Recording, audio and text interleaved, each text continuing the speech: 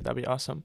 Going back to you being my instructor, what would you say some key components of people for business professionalism should incorporate?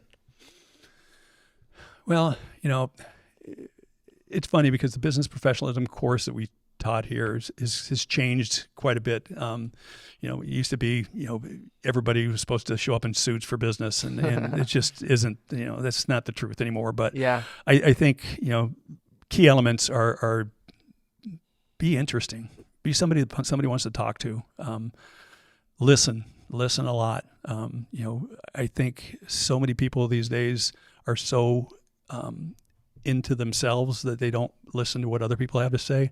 And sometimes when you listen to somebody, it helps you as an individual grow. And it's also something that,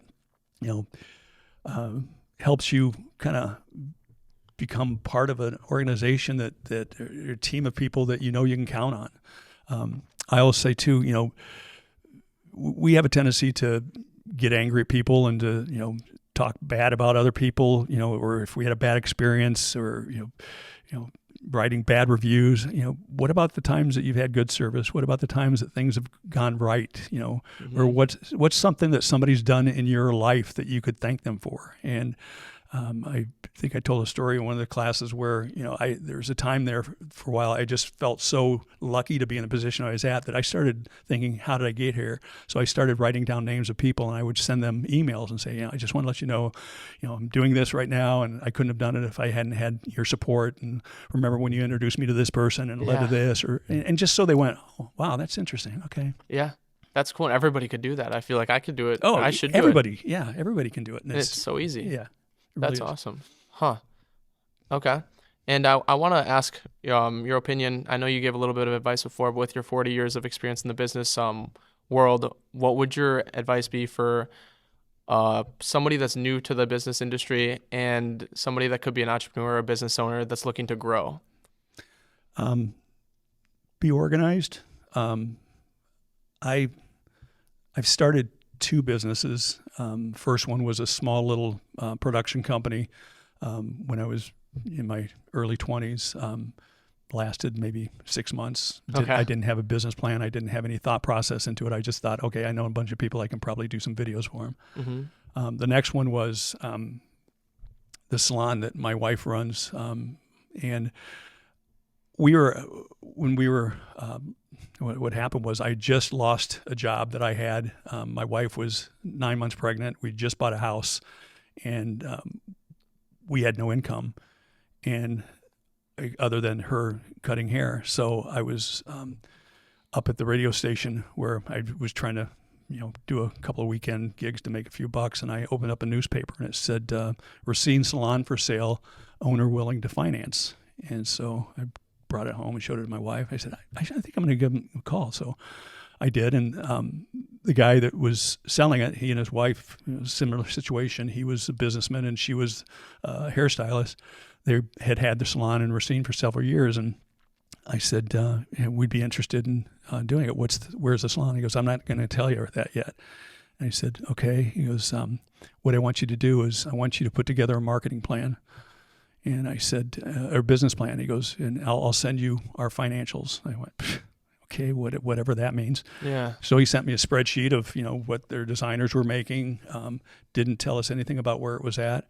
And then my father at the time was had just got a new computer with some neat software, so he helped me build some. They weren't Excel; it was called Lotus 123 spreadsheets that did the financials, and also did a couple of graphs and made it look pretty and put it into a presentation for him. And I sent it to him, and he called me back. He goes, "We'd like to meet you." And I said, "Okay."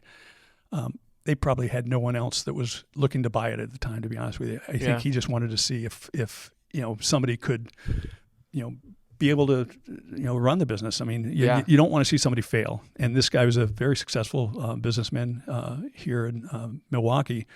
And so he said, we'll pick you up at where my wife worked. So we were over there, and he came and picked us up, and he drove us right across the street to a salon that my wife had seen for years. And she goes, "This is it." And so he said, "Well, we'd like to do the deal," and made it very affordable for us. It wasn't one of those things where we had to take out a huge amount of money, but it was a great opportunity. And that's why I say, if you're going to get into business, number one, be passionate about what it is you're going to do.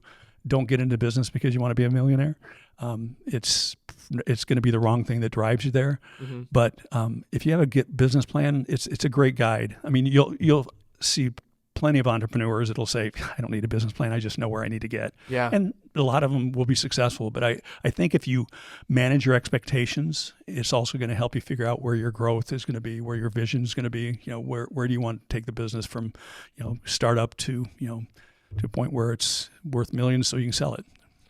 For the salon, talking about growth, I know I struggle with setting goals. Did you set goals and milestones when you bought it? We put projections together, and I was really surprised by how accurate a lot of those were. Really? Yeah. Okay. I think it was.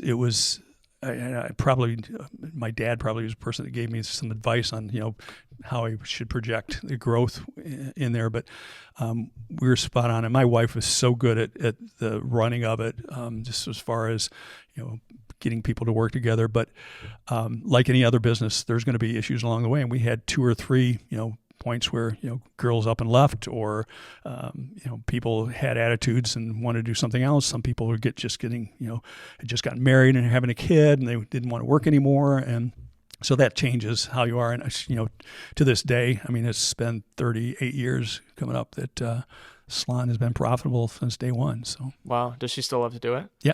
Yeah.